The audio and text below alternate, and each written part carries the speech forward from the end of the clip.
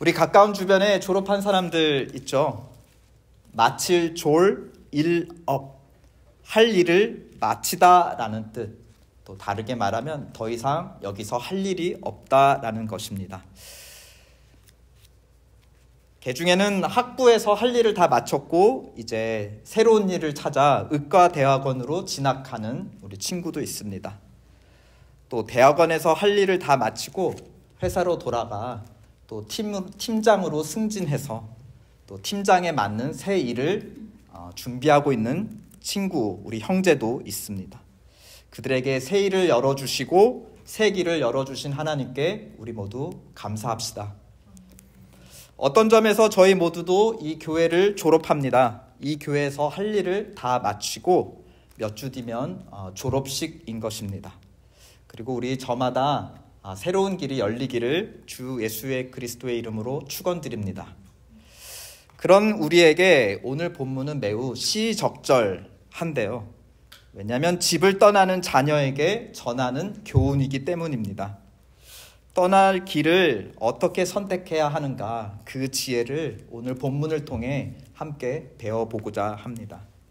1절을 보면 내 아들아 라고 부르는 아버지, 그 아버지는 이 아들에게 두 갈래의 길을 보여주고 있습니다. 하나는 가야 하는 길이고 다른 하나는 가지 말아야 하는 길입니다. 먼저 2절과 4절을 보면 목적지부터 말해주고 있어요. 가야 할 길의 목적지는 어디인가? 2절에 보면 장수, 또 평강입니다. 장수는 생명이 많은 것이고 평강은 그 생명에 필요한 것이 충만한, 부족하지 않게 모두 갇혀있는 상태입니다. 이것은 소유에 대한 것이죠. 내가 소유하고 있는 것이 생명도 풍성하고 또 먹을 것, 입을 것, 여러 가지 그 생명에 필요한 모든 것이 다 평강하다, 충만하다, 이 소유가 충만한 목적지입니다. 또 4절에 보면 하나님과 사람 앞에 은총과 귀중히 여김이라 하였습니다. 은총이란 다른 것이 아닙니다. 집에 문을 두드렸을 때 어서 들어와 하고 반갑게 환영하는 것이에요. 그래서 귀중히 여겨진다. 그렇죠. 왜 이제 왔어? 더 자주 오지 하고 명예롭게 윗자리에다 앉혀주는 거죠. 이거는 무엇입니까? 소유입니까? 소유보다는 뭐죠? 관계입니다. 관계. 오늘 본문에서는 가지 말아야 될 목적지는 따로 말하고 있지 않지만 우리는 짐작 가능합니다. 반대, 정반대죠. 소유가 없는 가난함, 그리고 관계가 없는 외로움, 그곳으로는 가지 마라. 소유고 풍성하고 관계도 풍성한 곳으로 가라라는 것입니다. 그 길을 선택하는 우리가 길을 가려 할 때 가장 먼저 선택해야 하는 것이 무엇입니까? 너무나 당연하죠. 내비게이션을 켰어요. 시동을 걸고 내비게이션을 켰어요. 가장 먼저 선택해야 될 것이 무엇입니까? 오른쪽으로 갈지 왼쪽으로 갈지입니까? 아니죠. 목적지를 먼저 선택해야 돼요. 그러면 중간에 어디로 가야 하는지는 그 목적지에 달려 있는 것입니다. 우리는 목적지를 알아야 하는 것입니다. 또 목적지를 안다고 했을 때 또 거기까지 가려면 중요한 것은 안내를 따라가야 해요. 특별히 모르는 길을 가는데 알 수 없죠. 우리는 처음 가보는 길이에요. 그러면 우리는 무엇을 믿고 의지해야 됩니까? 내비게이션의 안내를 믿고 의지해야 돼요. 내비게이션을 따라가는 일은 어떤 면에서 믿음이에요. 믿음.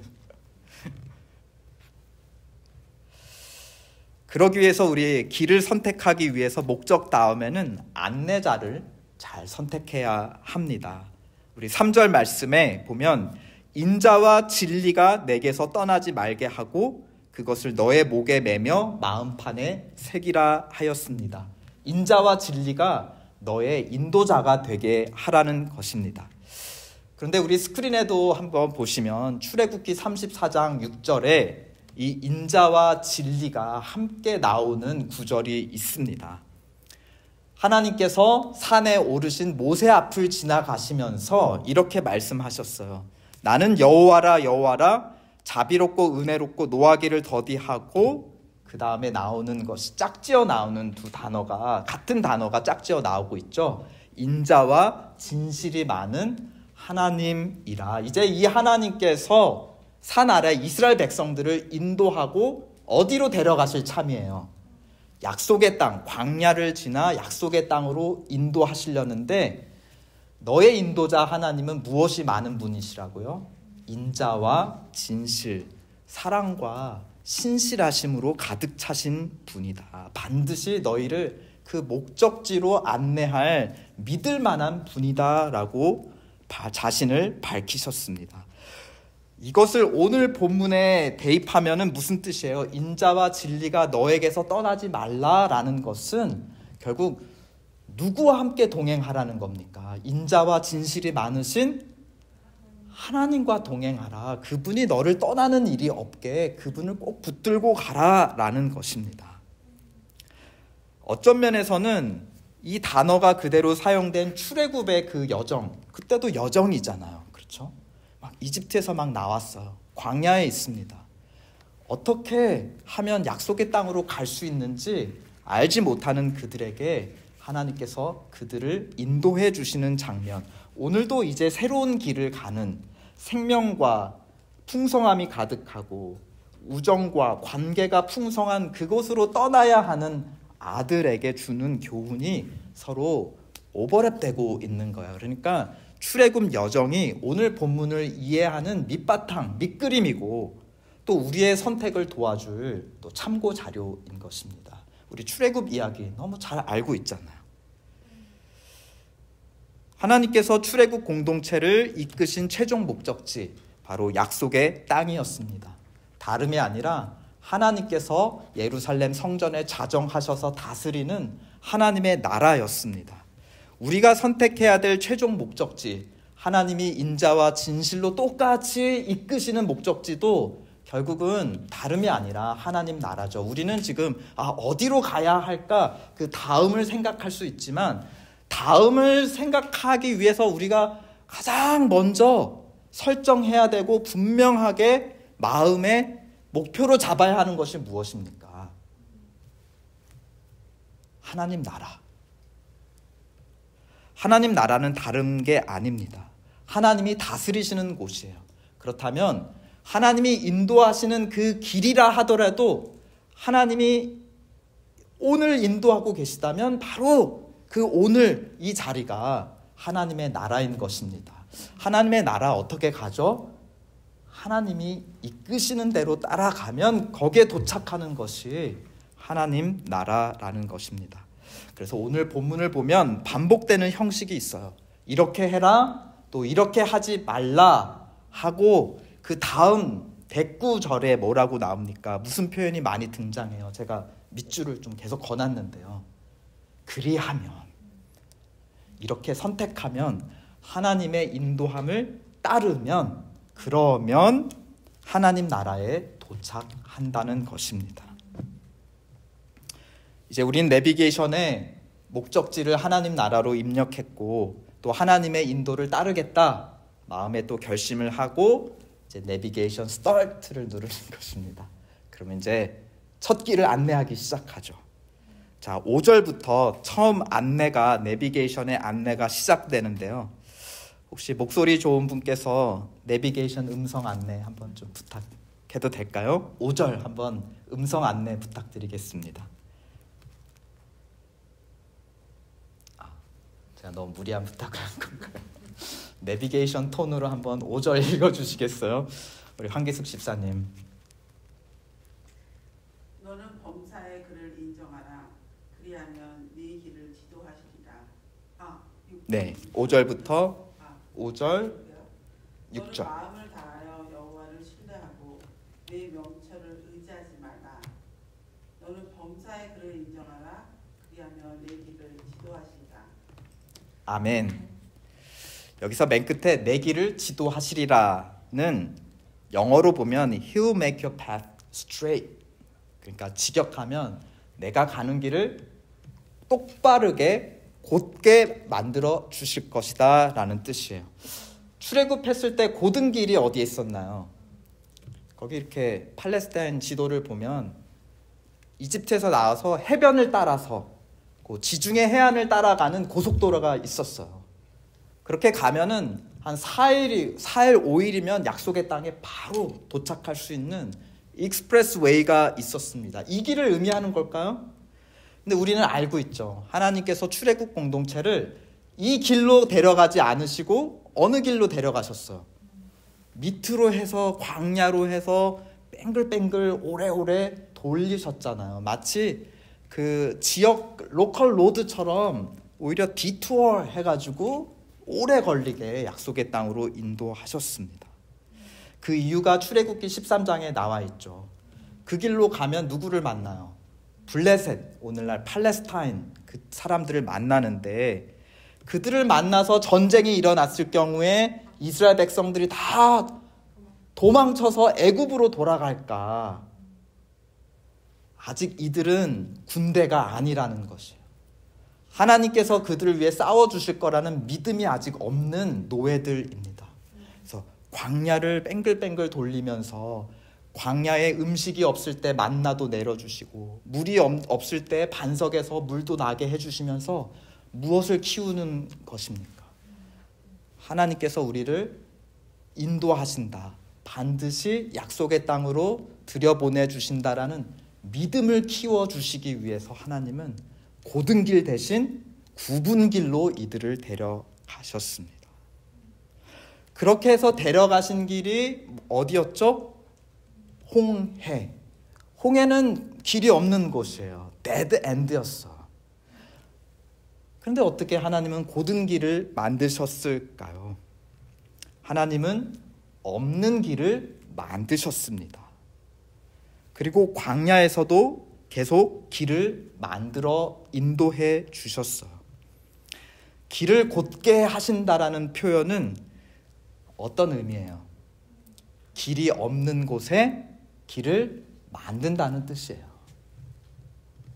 이사야 43장 19절 우리 스크린 말씀을 통해 제가 읽어보겠습니다. 보라, 내가 새 일을 행하리니 이제 나타낼 것이라 너희가 그것을 알지 못하겠느냐? 정령이 내가 광야의 길과 사막의 강을 내리라. 이 말씀에 의하면 광야는 길이 없는 곳이에요. 사막에 물이 없듯이 광야는 길이 없는 거예요. 맞는 말이죠. 광야는 길이 없어요. 그냥 자연이에요. 그러면 길이 오히려 너무 많은 거잖아. 여기로 가도 되고 저기로 가도 되고. 근데 우리는 알고 있죠. 길이 너무 많으면 오히려 선택할 수가 없어요. 길이 없어도 없지만 모르는 길인데 너무 갈래갈래 있으면 우리 선택할 수가 없어요. 광야는 그런 곳입니다. 우리 7월부터 나 이제 어디에서 예배하지? 어떤 분은 마치 홍해에 다다른 것 같을 거예요. 나 갈 곳이 없는데. 또 어떤 분에게는 그게 광야 같은 곳일 거예요. 여기서도 오라고 그러고 저기서도 오라고 그러고 이 교회도 나는 관심이 있었는데 너무 많아서 선택할 수 없는 거. 어쩌면 똑같아요. 선택하기 너무 어려운 거는 똑같은 거예요. 이런 우리 5절 말씀을 마음에 새기고 목에 달라 하였어요. 무슨 말이냐? 마음에 새기고 마음에서 제일 가까운 데가 어딥니까? 목이죠. 목에 달라는 것은 계속 암송하라는 것이에요. 읍조리라는 것입니다. 우리 한번 이 말씀을 마음에 새겨받고 우리 입으로 한번 고백해 보겠습니다. 5절, 6절 말씀 다시 다 함께 시작. 너는 마음을 다하여 여호와를 신뢰하고 너의 명철을 의지하지 말라. 너는 범사의 그를 인정하라. 그리하면 내 길을 지도하시리라. 원래는 내 길을 곧게 하신다. 혹은 너의 길을 없는 길을 만들어 주신다. 그래서 우리 성경은 그거를 그 의미를 의역한 거예요. 그래서 하나님이 너 길을 지도하신다. 인도해 주신다. 앞장서서 뚫어 주신다. 이 말씀 받으신 분 아멘으로 화답합시다. 아멘. 이제 두 번째 내비게이션 음성 안내를 7절, 8절을 통해서 우리 받겠습니다. 이번에 한번 영어로 부탁해보고 싶은데 Kylie, would you like to read verse 7 and 8? Verse 7 Do not be and wise in your own eyes. Fear the Lord and shun evil. Then this will bring health to your body and nourishment to your bones. Amen. 우리 잠언의 주제 잘 알고 있죠. 여호와를 경외하는 것이 지혜의 근본이다, 뿌리다, 시작이다. 근데 오늘 이 7절, 8절 말씀에 따르면 여호와를 경외하는 의미가 무엇인지 바로 앞에 있어요. 스스로 지혜롭게 여기지 않는 것이 여호와를 경외함으로 악을 피하는 것입니다. 반대로 스스로 지혜롭게 여긴다는 다른 말로 하면 자신을 경외하는 거예요. 자신을 높이는, 무엇으로 높이는 겁니까? 자기가 인도자, 자기가 왕으로 선악을 좌로 우로 옳고 그른 것을 스스로 판단하는 왕으로 살아가는 것이 어리석은 것이고 그것이 악이며 그것이 하나님을 높이지 않는 것입니다. 우리 에덴 동산의 선악과가 생각나죠. 하와 눈에 그것을 봤을 때 선과 악을 분별할 수 있는 그 판단 능력, 그것을 봤을 때 그것이 지혜롭게 할 만큼 탐스럽다 하였어. 근데 여기서 지혜롭게라는 표현을 사단은 뭐라고 바꿔서 표현했습니까? 그것은 너가 먹으면 지혜롭게 된다 하였습니까? 아니면 무슨 표현을 썼어요? 하나님처럼 될 거다. 그러니까 지혜롭게 된다는 것과 하나님처럼 된다는 것이 같은 말입니다. 우리 자신이 내 삶의 왕이자 하나님이라고 착각할 때 처음 나타나는 현상은 바로 몸이 고생하기 시작합니다. 보세요. 아담과 하와가 선악과를 먹고 눈이 밝아지자마자 어떻게 했죠? 부끄러워서 몸을 가렸어요. 뭔가 몸에서부터 변화가 일어나요. 그리고 나서 에덴 동산으로 추방되었을 때 그들이 어떤 고통을 겪나요? 그 창세기를 읽어보시면 다 몸의 고통에 대해서 얘기하고 있어요. 남자는 노동해서 피땀 흘리는 몸의 고통, 여자는 아기를 낳은 해산의 고통, 다 어디서 느껴지는 고통이죠? 몸에서 느껴지는 고통입니다. 출애굽한 이스라엘이 첫 전염병으로 몸의 고통을 받을 때가 있었습니다. 언제냐면 광야에서 이제 계속 만나, 하나님이 내려주시는 만나 음식만 먹다 보니까 이제 불평이 생기기 시작했어요. 애굽에서 살았을 때는 고기를 풍성히 먹었는데 하면서 고기를 요구하기 시작합니다. 그 장면이 민수기 11장 33절, 34절에 있습니다. 우리 스크린을 통해서도 좀 보겠습니다. 그래서 하나님께서 바람을 불어 메추라기를 먹여주셨어요. 이들이 얼마나 탐욕스럽게 먹었는지 막 입에 껴 있습니다. 고기가. 근데 이 말씀에 의하면 고기가 아직 이 사이에 있어서 씹히기 전에 여호와께서 백성에게 진노하사 심히 큰 재앙으로 치셨으므로 그 이어지는 34절 말씀, 그곳 이름을 기브롯 핫다 아와라 불렀으니 욕심을 낸 백성을 거기 장사하였다 하였습니다. 역시 몸의 고통을 받은 것, 스스로 지혜롭다, 우리에게 필요한 것이 무엇이다 라고 스스로 지혜롭다 여기는 그 뿌리가 민수기에서는 무엇이라고 표현되어 있습니까? 욕심이라고 말하고 있습니다. 세상은 요즘 세상 우리에게 과잉 긍정을 불어넣고 있죠. Nothing is impossible. You can do everything. 우리가 무엇이든지 할 수 있다라고 우리를 몰아붙이고 속이고 있습니다. 지혜는 무엇입니까? 지혜는 자신을 아는 것이에요. 내가 할 수 있는 것과 할 수 없는 것, 자기의 한계를 바로 아는 것이 바로 지혜의 근본인 것입니다. 그런 점에서 선악과는 우리를 멈추시는 하나님의 사랑인 것이에요. 너는 여기까지야. 너 모든 거 다 할 수 있고 모든 거 다 먹을 수 있고 모든 거 다 누릴 수 있어. 너는 그런 존재야. 그렇지만 이것은 안 돼. 여기까지야. 그 멈추시는 것이 야속하신가요? 서운하신가요? 아닙니다.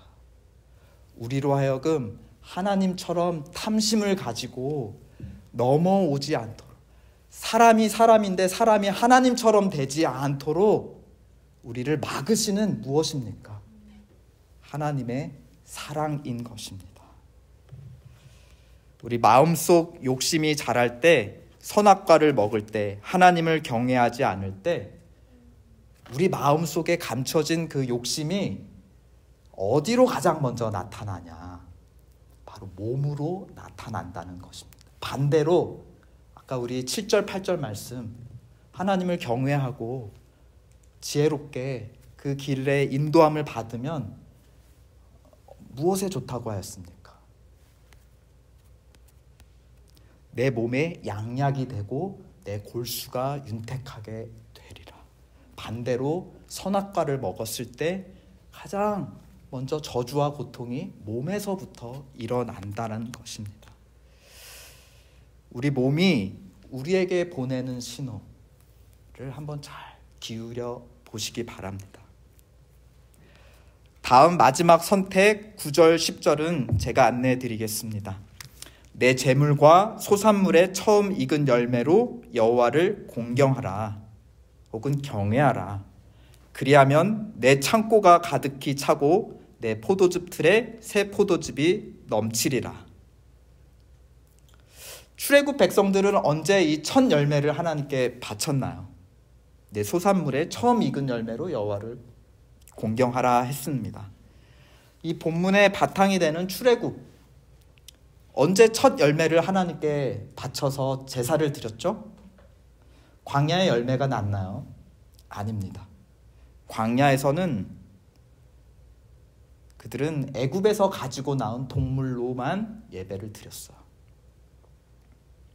약속의 땅에 들어가서 정착하고 거기서 자기 땅에 농사 지었고 생긴 첫 열매로 하나님께 예배 드렸다는 것입니다. 광야 길에서는 가지고 있던 동물로 예배를 드렸고 또 목적지에 다 달아서도 동물과 또 거기서 새로 얻은 첫 열매를 가지고도 하나님께 예배를 드렸습니다. 언제 어디든 무엇이든 적든 많든 길에서든 목적지에 다다라서든 있는 것으로 하나님께 드리라는 것입니다. 마음에서 하나님을 경외함으로 시작된 지혜, 하나님의 인도를 따르겠다는 그 마음이 먼저는 우리의 몸을 거쳐 나타나고 우리의 몸으로 행한 일들 가운데 열매가 생기잖아요. 그럼 그 마지막 열매 드리는 걸로 하나님을 경외하는 지혜가 완성된다는 것입니다. 우리 마음에 있는 것이 반드시 물질로 하나님께 표현되는 것, 그것이 지혜의 완성이라는 것이에요. 내가 정착할 교회를 찾으면 그때 헌금 내겠노라 하고 헌금을 모아두지 마십시오. 방문하는 교회마다 다 하나님의 교회다 하고 그 자리에 있는 것으로 하나님께 헌금하세요. 하나님을 경외하는 것은 마음에서 시작하지만 우리의 몸을 거쳐 무엇으로 완성된다고요? 물질로 완성이 됩니다. 돈이 있는 곳에 우리의 마음이 있는 것이죠. 정리하겠습니다. 광야에서 길을 우리가 찾아가야 하는데 그때 필요한 지혜를 오늘 본문 11절 12절이 마지막으로 정리해주고 있습니다. 우리 다 함께 읽어보실까요? 11절 12절 시작. 내 아들아 여호와의 징계를 경히 여기지 말라. 그 꾸지람을 싫어하지 말라. 대저 여호와께서 그 사랑하시는 자를 징계하시기를 마치 아비가 그 기뻐하는 아들을 징계함 같이 하시느니라. 징계가 필요한 것입니다. 여기서 근데 징계는 꼭 처벌, 잘못해서 받는 처벌만을 의미하지 않아요. 아버지가 아들이 옳은 길을 가도록 주시는 모든 훈계, 교육, 그 과정에서는 체벌도 있을 수 있지만 결국 목적은 아들을 그 생명과 관계가 풍성한 곳으로 인도하려고 하는 아버지의 노력인 것입니다. 그렇지만 마냥 즐거운 것만은 아닐 것이에요. 우리 스크린에 히브리서 12장 2절 말씀을 보시면 광야에서 길을 가는데 필요한 징계를 십자가라고 표현하고 있습니다. 그리고 그것은 부끄러움이라고 표현하고 있어요. 그는 그 앞에 있는 기쁨을 위하여 십자가를 참으사 부끄러움을 개의치 아니하시더니 마침내 어디에 이르셨다는 겁니까? 하나님 보좌 우편에 앉으셨다는 것입니다. 이 본문을 통해 예수 그리스도를 통해 우리는 십자가를 지는 비결, 하나님의 이 징계, 교훈을 따라 살아가는 끝까지 인도함을 받는 비결을 이 본문에서 발견할 수 있습니다. 그것은 그 앞에 있는 기쁨이 있는 것입니다. 이거대로 따라갔을 때 무엇이 있을지 모르는 상태에서 따라간 것이 아니라는 것입니다. 무엇이 있는지 모르는 상태에서 그저 참고 인내한 것이 아니라는 것이에요. 무엇이 앞에 보였다는 것입니까? 그 앞에 기쁨이 보였기 때문에 그 기쁨을 바라보며 지금 경주를 하고 있다는 것이에요. 그 기쁨이란 무엇이냐? 하나님 보좌 우편, 하나님의 나라 그 중심인 것입니다.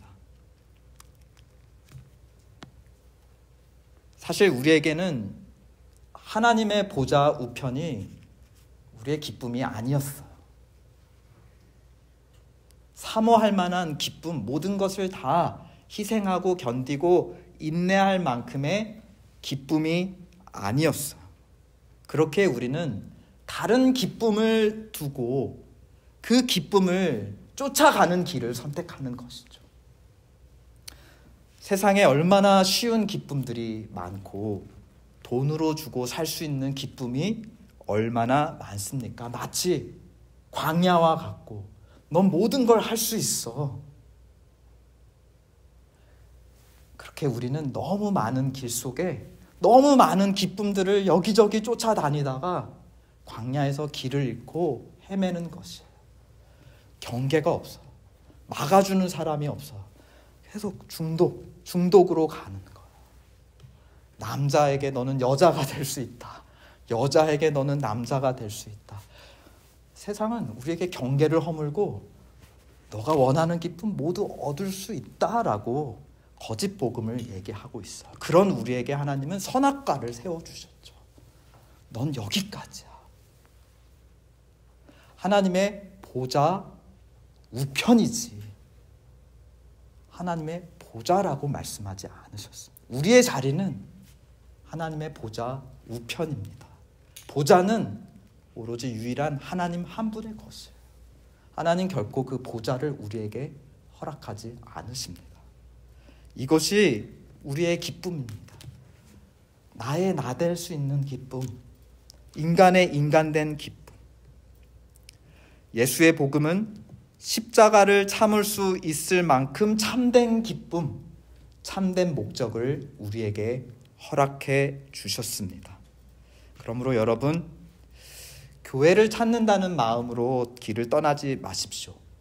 하나님 보좌 우편을 찾는다는 마음으로 떠나십시오. 믿음의 거기에 계신 우리의 주, 믿음의 주요, 온전케 하신 이인 예수를 바라보십시오. 그 길에서 함께 동행할 새로운 교회도 허락해 주시리라 믿습니다.